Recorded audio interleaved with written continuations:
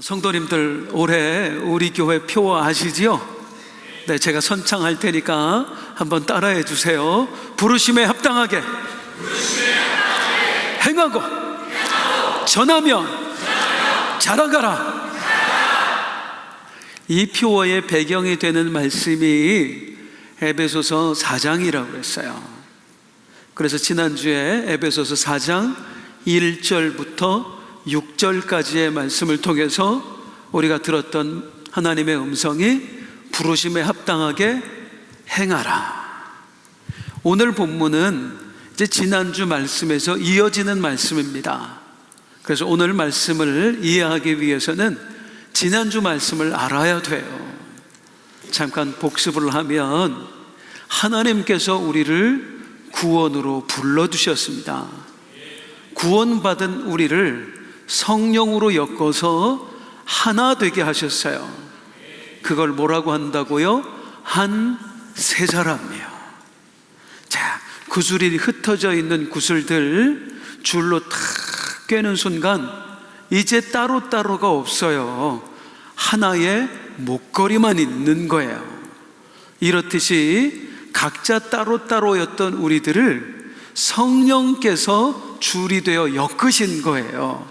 그래서 우리를 하나 되게 하신 거예요. 이게 한 세 사람이에요.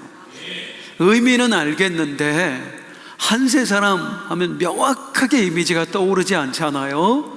저는 교회 안에서 이 한 사람이란 이런 것이구나 하는 거를 볼 때가 있습니다. 느낄 때가 있어요. 지난주에 제가 한 식사 모임에 초대를 받아 갔습니다. 그 모임은 어떤 식사 모임이냐면 우리 교회 집사님 한 분이 5년 전에 말기암 판정을 받으셨어요. 그래서 몇 개월 못 사신다고. 그런데 이분이 그렇게 되었다는 이야기를 듣고 그분을 위한 중보기도 모임이 만들어졌어요. 매주 함께 기도하고 또 각자 또 매일 기도하고 그러던 중에 이분이 수명이 조금씩 늘어나는 거예요. 몇 개월밖에 못 산다고 했는데 1년을 살게 되고 2년을 살게 되고 올해가 벌써 5년째예요. 그래서 이분은 내가 그 기도의 힘으로 덤의 인생을 살았습니다 해서 1년 딱 그 진단받은 지 1년 되는 날 그 중보기도 했던 사람들에게 식사 대접하고 2년 되는 날 식사 대접하고 올해가 벌써 5년째가 된 거예요. 이 모임에서 제가 들었던 이야기는 함께 기도했던 분들이 5년 동안 사실은 내 기도보다 집사님 기도를 더 많이 했습니다. 어떤 때는 교회 와서 1시간을 기도하는데 내 기도는 한마디 안 하고 집사님 기도만 한 적이 있습니다. 자, 그분의 아픔이 내 아픔이 되는 거고 병 걸린 사람은 그분인데 그 병을 내가 끌어안고 같이 기도하고 내 기도 따로 없고 네 기도 따로 없고 이게 하나잖아요.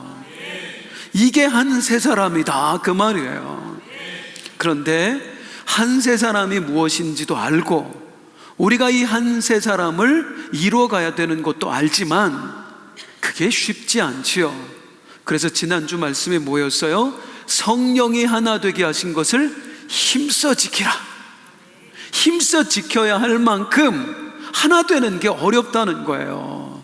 아니, 배우자 내가 좋아했고 내가 선택한 사람이에요. 그런데도 하나 되기가 쉽지 않잖아요. 하물며 교회의 한 형제 자매 된 사람들, 내가 이 사람하고 하나 되기 원한 적이 없어요. 성령께서 일방적으로 너희들 이제부터 하나 더 하셨어요. 그러니 하나됨을 지켜내기가 얼마나 어렵냐고요.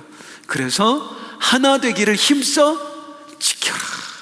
어떻게 지켜야 하는데요? 따라하시겠습니다. 용납하라. 받아들이라는 얘기예요. 뭘 받아들여요? 너희를 하나 되게 하신 그 하나님의 뜻을 받아들여라. 그리고 하나 되게 하신 성령께서 하나 되게 하신 그 사람도 받아들여라. 못 받아들이겠는데요. 도무지 나랑 너무 다른데요. 너무 사람이 아닌데요. 4가지 행동 강령이 있었어요. 그 사람을 하나로 받아들이기 위한 4가지 행동 강령. 첫 번째, 겸손이었습니다. 이 에베소서가 말하는 겸손의 뜻은 뭐라고요? 나도 틀릴 수 있다. 저 사람 왜 저 모양이야 하지 말고 나도 틀릴 수 있으니 그를 용납하라는 겁니다. 두 번째, 온유. 에베소서의 온유는 무슨 뜻이라고요? 야생마 길들일 때 쓰는 말이라고요. 말 안 듣는 야생마를 길들여서 통제가 가능해졌을 때, 그때 쓰는 말이 온유. 그 사람 앞에서 너를 드러내지 말고 네 표정을 통제해라, 감정을 통제해라, 언어를 통제해라. 그게 온유. 그리고 오래 참음. 왜 오래 참음이에요? 아이, 봐줄래도 안 되는 거야. 이게 너무 화가 나는 게 하는 거예요. 참아줘라. 너도 처음부터 이렇게 좋은 사람 됐느냐? 주님이 널 만들어주신 거 아니냐?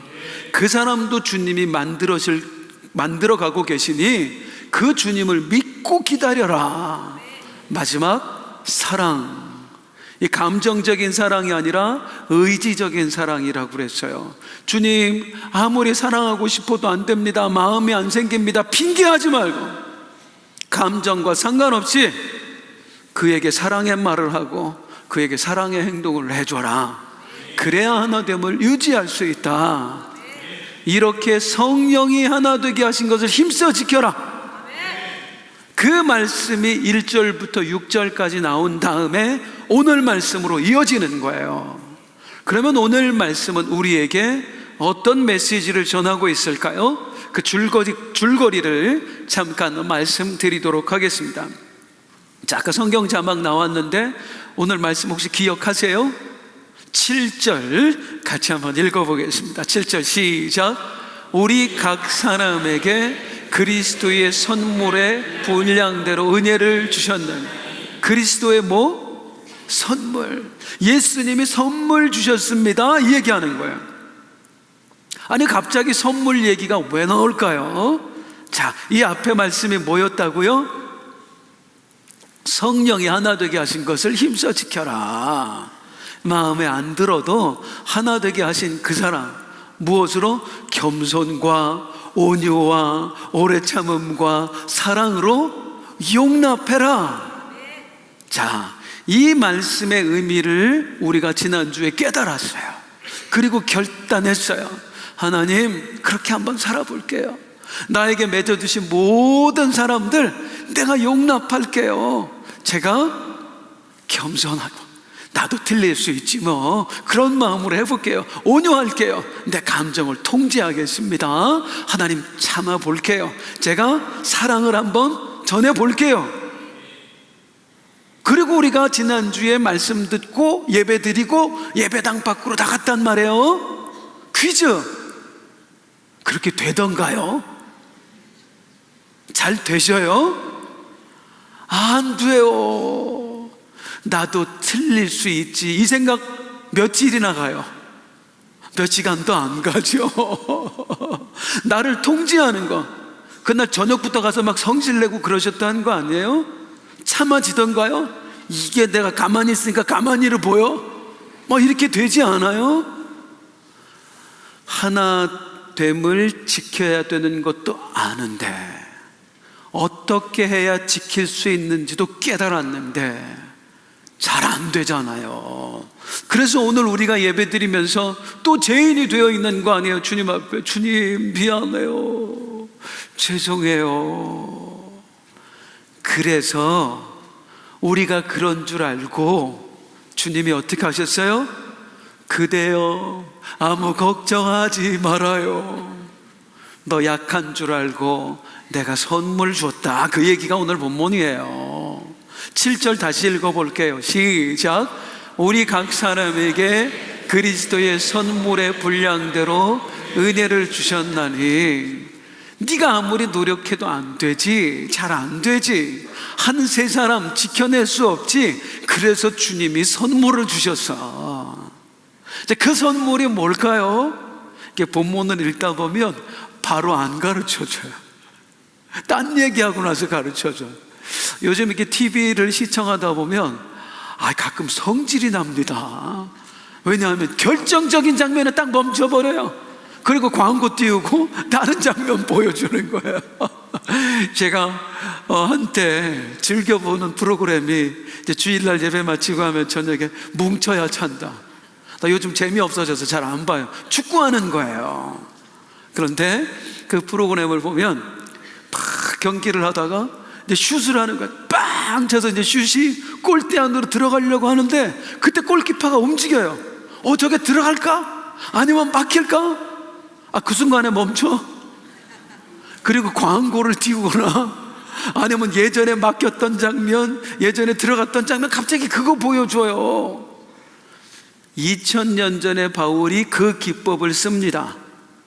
하나님께서 여러분을 위해 한 세 사람 됨을 지켜내지 못하는 여러분을 위해 선물 주셨습니다 해놓고 갑자기 무슨 선물인지 얘기 안 하고 딴 얘기해요. 그 선물에 관한 이야기이긴 해요. 그게 8절부터 10절이에요. 한번 읽겠습니다. 시작. 그러므로 이르기를 그가 위로 올라가실 때에 사로잡혔던 자들을 사로잡으시고 사람들에게 선물을 주셨다 하였도다. 올라가셨다 하였은즉 땅 아래 낮은 곳으로 내리셨던 것이 아니면 무엇이냐. 내리셨던 그가 곧 모든 하늘 위에 오르신 자니 이는 만물을 충만하게 하려 하심이라. 설명드릴게요. 복잡하지요. 먼저 8절에 나오는 말씀은 구약 시편 68편 18절 말씀을 인용한 거예요. 시편 68편 18절에 어떤 내용이 나오냐면 그냥 설명드릴게요. 의역을 합니다. 제가 하나님의 백성 이스라엘이 적군에 의해 사로잡혔다는 거예요. 이걸 보시고 하늘에 계신 하나님께서 그들을 돕기 위해 세상에 내려오셨어요. 그리고 하나님이 친히 싸우셔서 그들을 물리치시고 사로잡혔던 그들을 구원해 내신 거예요. 이렇게 이 땅에 오셔서 구원의 역사를 마치신 하나님이 다시 하늘로 올라가세요. 그리고 시온산 위 하나님의 보좌에 탁 좌정하고 앉으시는 거예요. 승리하고 올라가셨잖아요. 승리하신 하나님께 승리의 전리품들이 바쳐졌다, 선물로 바쳐졌다, 그런 얘기가 시편에 쓰여져 있어요. 바울이 그 이야기를 인용을 하면서 뭐라고 하냐면 우리 예수님 이야기하는 거예요. 우리가 마귀에게 사로잡혔습니다. 그런 우리를 구원하시기 위해서 하늘에 계신 예수님이 땅으로 내려와 주셨습니다. 우리 예수님이 십자가와 부활을 통해 그 마귀의 세력을 짓밟으셨습니다. 승리하셨습니다. 그리고 다시 하늘로 올라가셨습니다. 승리하신 예수님께 이제 뭐가 바쳐져야 돼요? 승리의 전리품들이 바쳐져야 돼요. 승리하셨으니까. 그런데 우리 예수님은 그 승리의 전리품을 본인이 취하시는 게 아니라 우리를 위해 선물로 죽어가셨다. 이제 이 이야기를 8절부터 10절까지 하는 거예요. 간단히 다시 정리할까요? 우리가 마귀에게 사로잡혔는데 우리를 구원하시기 위해 하늘에 계신 예수님이 땅으로 내려와 주셨어요. 마귀를 짓밟고 이기셔서 우리를 구원해 주셨어요. 다시 하늘로 올라가셨어요. 예수님께 승리의 전리품이 바쳐졌는데 그 전리품을 우리를 위해 선물로 주고 가셨다는 거예요. 이 이야기를 하고 이제 본격적으로 그 선물이 무엇인가 그걸 알려줍니다. 그게 11절입니다. 무슨 선물일까요? 시작. 그가 어떤 사람은 사도로, 어떤 사람은 선지자로, 어떤 사람은 복음 전하는 자로, 어떤 사람은 목사와 교사로 삼으셨으니 승리하신 예수님께서 하늘로 올라가시기 전에 취하셨던 전리품, 그리고 우리에게 주신 선물은 뭐냐면 따라할게요. 사도, 선지자, 복음 전하는 자, 목사, 교사. 이래요. 여기 말하는 교사는 주일학교 교사 아니에요. 이땐 주일학교 없었어요. 교회에서 이게 목사 역할을 하는 성경 교사를 말하는 거예요. 이들의 공통점이 뭐예요? 사도, 선지자, 복음 전하는 자, 목사, 교사의 공통점은 하나님의 말씀을 가르치는 사람들이에요.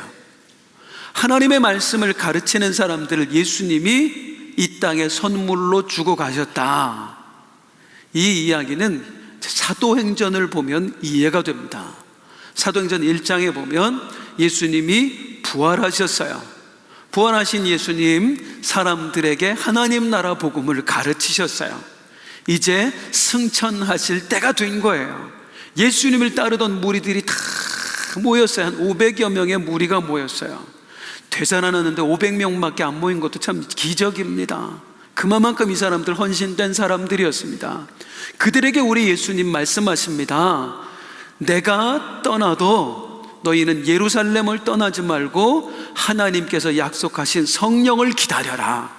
몇 날이 못 돼서 너희에게 성령이 임할 것이다.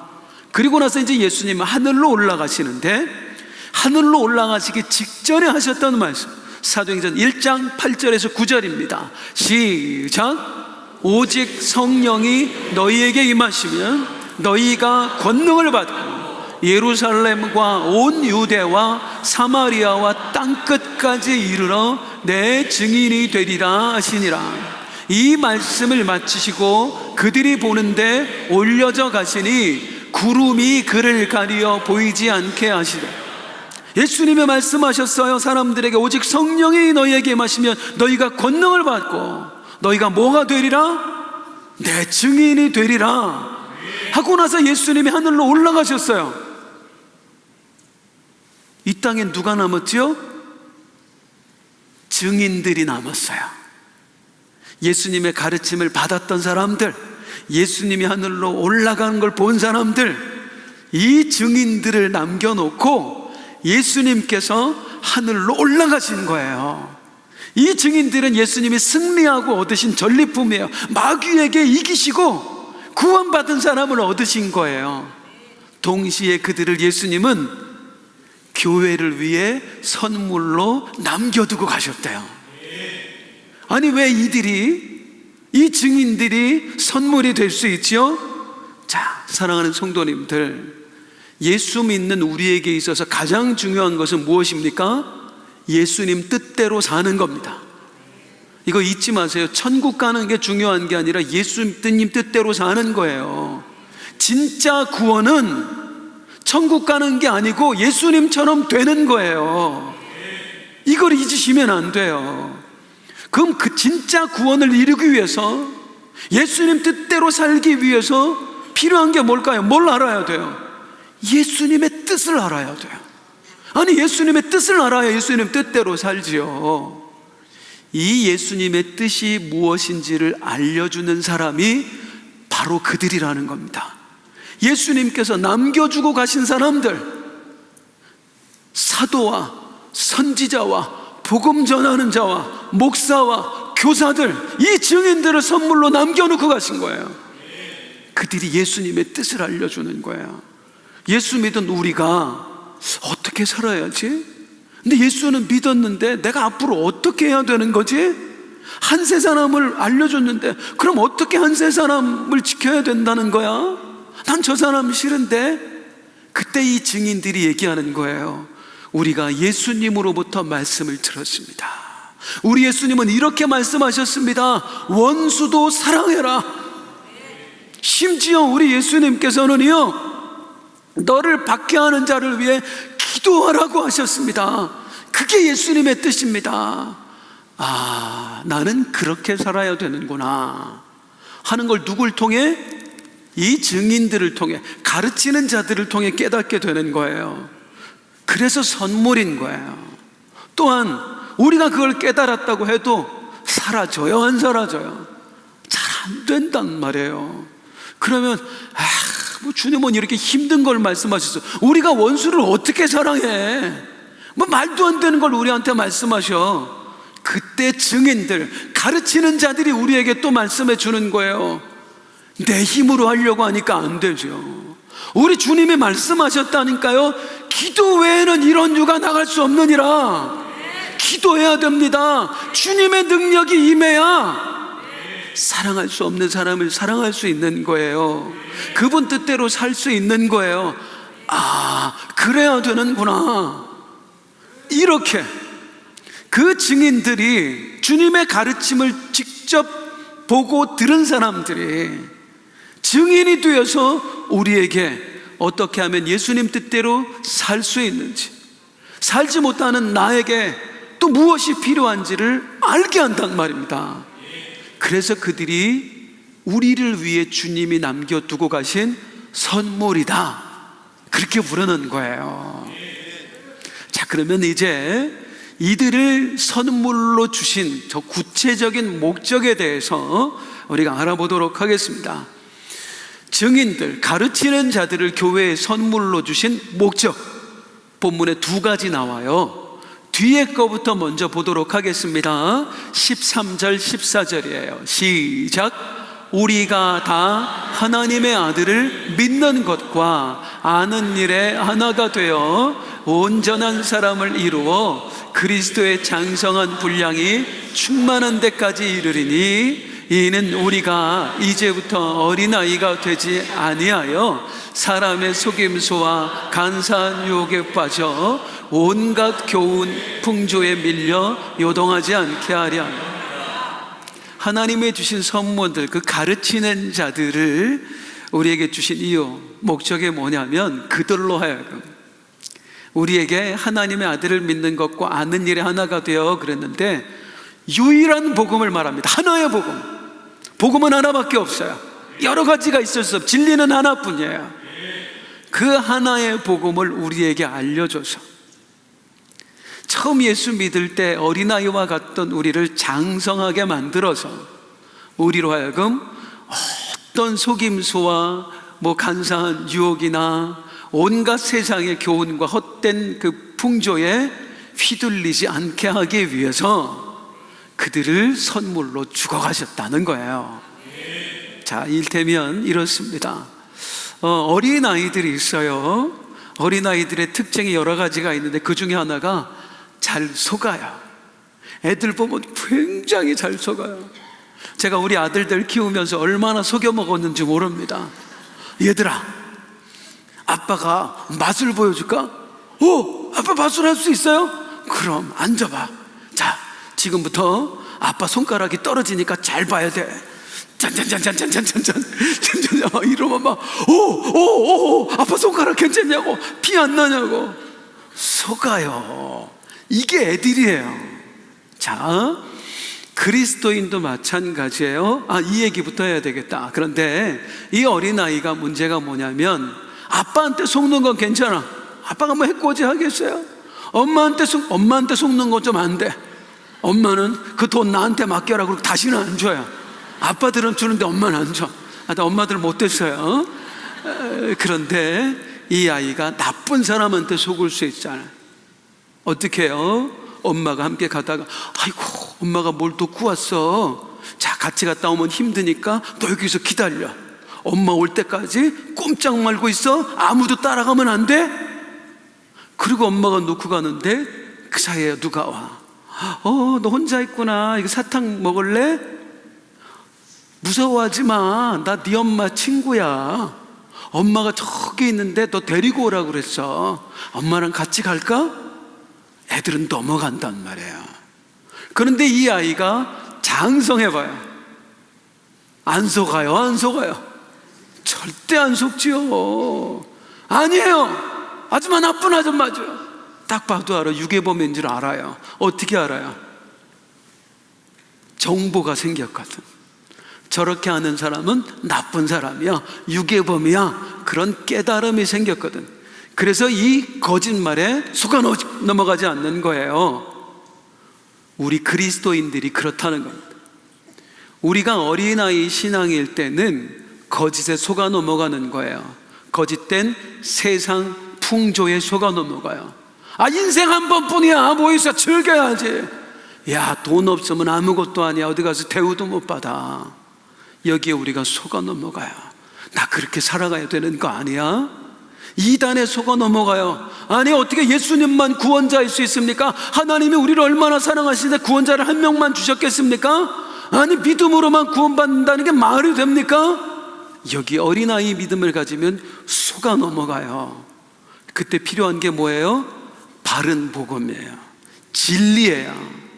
이 복음을 우리에게 전해줄 수 있는 사람, 그래서 우리에게 깨우쳐 줄 수 있는 사람, 그 사람이 증인들이라는 겁니다. 사도와 선지자와 복음 전하는 자와 목사와 교사, 그래서 그들이 교회 된 우리에게 주신 선물이다. 우리 주님이 교회에 선물로 주신 목적이다, 그 말이야. 또 하나, 이 바른 복음을 전하는 자들, 증인들, 그들을 선물로 주신 이유가 뭘까? 오늘은 이게 중요해요. 12절을 보겠습니다. 12절 시작. 이는 성도를 온전하게 하여 봉사의 일을 하게 하며 그리스도의 몸을 세우려 하시고, 그들을 교회의 선물로 주심은 무엇을 하게? 온전하게 하여 봉사의 일을 하게 하며, 성도로 하여금. 이것도 이제 우리 말로 보면 명확하게 이해하기가 쉽지 않아요. 원어는 좀 다르게 되어 있어요. 원어에는 온전하게 하여 라고 되어 있지 않고요, 이렇게 되어 있어요. 준비시켜서, 그렇게 되어 있어요. 준비시켜서. 그리고 여기 봉사의 일을 하게 하여 했는데, 이거 교회 봉사 말하는 거 아니에요. 사역자가 되게 하여, 그렇게 되어 있어요. 이게 더 정확한 의미예요. 하나님께서 이 증인들, 가르치는 사람들을 통해서 하고 싶은 일이 뭐냐면, 그들의 가르침을 통해서 성도들을 뭘로 만드시려고? 준비시켜서 주님의 사역자가 되게 하시려고 해요. 사역자가 되게 하시려고. 자, 이 말씀 앞에서 우리가 깨달아야 될 것, 여기 있는 목사가 매주 이 강단에서 말씀을 전합니다. 제가 뭐 해야 될까요? 너무나 힘든 상황을 맞이했고 어렵게 사시는 성도님들 많은데, 위로도 해드려야 되고 용기도 드려야 되고, 또 승리할 수 있습니다, 그렇게 막 힘도 내게 해야 되고 해야 되겠죠. 하지만 가장 중요한 목사, 이 말씀을 전하는 자의 사명은 뭐냐면, 말씀을 듣는 사람들로 하여금 준비시키는 거예요. 어떤 사람이 되게끔? 사역자가 되게, 예수님의 사역자가 되도록 준비시키는 일, 강단에서 그 말씀에 선포되어야 되는 거예요. 그게 가장 중요한 사명인 거예요. 전하는 자만 그런 사명이 있을까요? 듣는 분들도 마찬가지예요. 전하는 자와 같은 목적을 가지고 말씀을 들어야 되는 거예요. 오늘 이 말씀에서 내가 어떤 위로를 받을까? 어떤 해답을 들을까? 내가 어떤 거를 얻어낼까? 다른 걸 신경 쓴 게 아니라 우리의 가장 큰 목적이 뭐여야 되냐면, 주님, 오늘 말씀을 듣고 내가 어떤 사람이 되어야 될까요? 어떻게 주님을 위해서 일하는 사람이 되어야 될까요? 어떤 사역자가 되어야 될까요? 주님, 오늘 말씀을 통해 깨닫게 하시고 나 좀 준비시켜 주세요. 제대로 된 사역자로 준비시켜 주세요. 이게 우리의 말씀을 듣고 나눌 때의 가장 큰 목적이어야 되는 거예요. 그러면 우리는 어떤 사역자가 되어야 되는가? 말씀을 가르치고 들으면서 우리는 어떤 사역자로 준비되어야 될까요? 12절 끝에 나와 있어요. 자, 이는 성도를 온전하게 하여 봉사의 일을 하게 하며, 같이 시작. 그리스도의 몸을 세우려 하심. 따라하겠습니다. 그리스도의 몸을 세우려 하심이라. 우리는 어떤 사역자가 되어야 합니까? 그리스도의 몸을 세우는 사역자가 되어야 합니다. 그리스도의 몸을 세우는 사역자. 그리스도의 몸을 세운다는 게 뭘까요? 이제 마지막 주제로 가볼게요. 그리스도의 몸을. 그리스도의 몸이 뭔지부터 그리스도의 몸이 뭐예요? 에베소서에서는 그리스도의 몸을 이렇게 말해요. 교회가 그리스도의 몸이에요. 다시 말하면 한 세 사람 된, 성령 안에서 한 세 사람 된 공동체가 그리스도의 몸이에요. 이 그리스도의 몸을 세운다는 게 무슨 뜻인가? 자, 에베소서 1장 23절에 이런 말씀 나왔는데 기억나시나 모르겠습니다. 같이 시작. 교회는 그의 몸이니 만물 안에서 만물을 충만하게 하시는 이의 충만함. 교회는 누구의 몸이니? 그리스도의 몸이니 예수님의 몸이에요. 그런데 교회를 뭐라고 말하냐면 만물 안에서 만물을 충만하게 하시는 이의 충만함. 이거 여러 번 설명드렸는데 우리 예수님이 어떤 분이냐면 만물을 충만하게 하시는 분. 왜 이런 표현 써요? 예수님이 창조주시잖아요. 창조주인 그분이 없으면 모든 만물은 공허한 상태가 돼요. 부모 잃은 아이처럼 결핍을 느끼게 된다고요. 그 만물이 느끼는 결핍은 오직 예수님이 임하셔야지만 채워질 수 있어요. 그래서 예수님을 만물을 충만하게 하시는 분이다, 그렇게 표현해요. 그런데 교회는, 예수님의 몸인 우리 교회는 어떤 존재냐면 만물을 충만하게 하시는 그 예수님의 충만함이래요. 만물의 결핍을 채우시는 예수님의 결핍을 채운대요. 복잡해요. 우리가 없으면 예수님이 결핍을 느끼신다고요. 우리가 있어야 예수님의 마음이 가득 찬다고요. 여러분, 부모를 잃은 아이도 결핍을 느끼지만 사실은 자식을 잃은 부모는 더 큰 결핍을 느낍니다. 이게 예수님과 우리의 관계예요. 우리를 잃어버린 예수님은 우리가 예수님이 없을 때 느끼는 결핍과 비교도 할 수 없는 어마어마한 결핍을 느끼는 거예요. 그 결핍을 채워드리는 존재가 예수님의 자녀된 우리 교회들인 거예요. 그러면 생각을 해보세요. 그리스도의 몸을 세운다는 게 무슨 뜻일까요? 아직 남아있는 예수님의 결핍을 채워드린다는 거예요. 아직도 남아있는 우리 예수님의 결핍, 우리 예수님이 울고 있어요. 누구 때문에? 아직도 구원받지 못한 영혼 때문에, 잃어버린 하나님의 자녀들 때문에. 우리 예수님이 결핍을 느끼세요. 울고 계세요. 통곡하고 계신다고요. 그 우리 예수님의 결핍을 채워드리는 거예요. 하나님의 잃어버린 자녀들을 찾아서 하나님께 돌려드리는 것. 한 세 사람 된 우리 공동체에 있어야 될 사람 찾아서 우리 안에 함께가 되게 하는 것. 이게 바로 그리스도의 몸을 세우는 것이다. 증인은 사도나 전도자나 교사나 목사는 늘 강단에서 이게 선포되도록 해야 된다는 겁니다. 여러분, 우리 예수님이 잃어버린 영혼 때문에 결핍을 느끼고 있습니다. 우리 예수님이 울고 계십니다. 우리는 그 결핍을 채워드려야 됩니다. 잃어버린 영혼을 찾아서 그분께 선물로 드려야 됩니다. 를 외쳐야 된다는 거예요. 그리고 성도들은 다 그 음성을 들어야 된다는 거예요.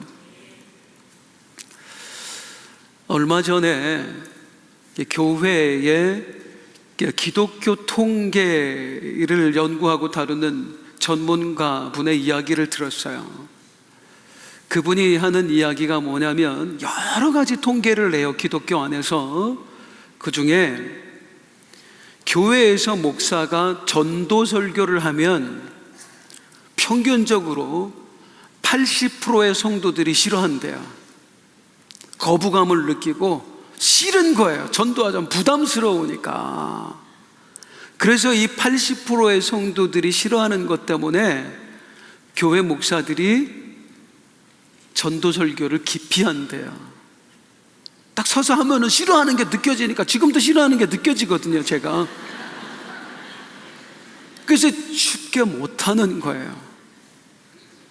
그러면서 그분이 하시는 말씀이 뭐냐면, 그러면 80%의 성도가, 우리 교회는 80%가 아닌 줄로 믿습니다. 80%의 성도가 싫어하기 때문에 전도 설교를 안 해야 됩니까? 그러면 교회는 망합니다. 더 이상 하나님 나라는 세워질 수 없습니다. 우리는 싫어하는 80% 때문에 복음 설교를, 전도 설교를 안 해야 되는 게 아니라 그 중에서도 이 전도 설교에 도전을 받고, 그래 내가 전도해야지, 영혼 구원해야지, 우리 주님의 마음을 만져드려야지, 20% 때문에 해야 되는 겁니다. 80% 때문에 전도 설교를 하지 않으면 나머지 20%도 안 움직입니다. 움직이는 20% 때문에라도 우리는 전도 설교를 해야 되는 겁니다. 그 이야기에 도전을 받고 감동을 받았어요. 너무너무 부끄러웠어요. 사실은 80%가 싫어할까봐 전도 설교를 하지 않는 목사가 제 이야기였거든요. 성도들이 좋아할 만한 이야기, 감동될 만한 이야기, 이것만 해가 무슨 설교자냐, 주님이 원하시는 설교를 해야 진짜 설교자지. 하나님 죄송합니다, 잘못했습니다. 내가 어찌해야 될까요? 오늘이 우리 교회 부활축제 발대식이 있는 날이에요. 부활축제는 해마다 있는 우리 교회의 전도축제입니다. 뭐 늘 전도는 해야 되는 거겠지만 사실은 우리가 여러 가지 핑계로 또 어려움 때문에 쉽지 않잖아요. 이때 집중적으로 우리에게 도전을 주고 함께 마음을 모아서 이 일에 매진하자. 그래서 우리가 전도축제를 하는 거예요. 이 일이, 이 전도축제 선포가 저는 기대합니다. 우리는 20대 80이 바뀌었으면 좋겠어요. 80%가 싫어하고 20%만 좋아하는 게 아니라 20%만 부담 갖고 80%가 좋아하는 일이 됐으면 좋겠어요. 도전받는 일이 됐으면 좋겠어요. 하나님, 전할 사람이 없습니다. 제가 전도해 보니까 전할 사람이 없을 때 기도하면 만나게 하시더라고요. 없다고 하는 게 아니라 만나게 하시더라고요.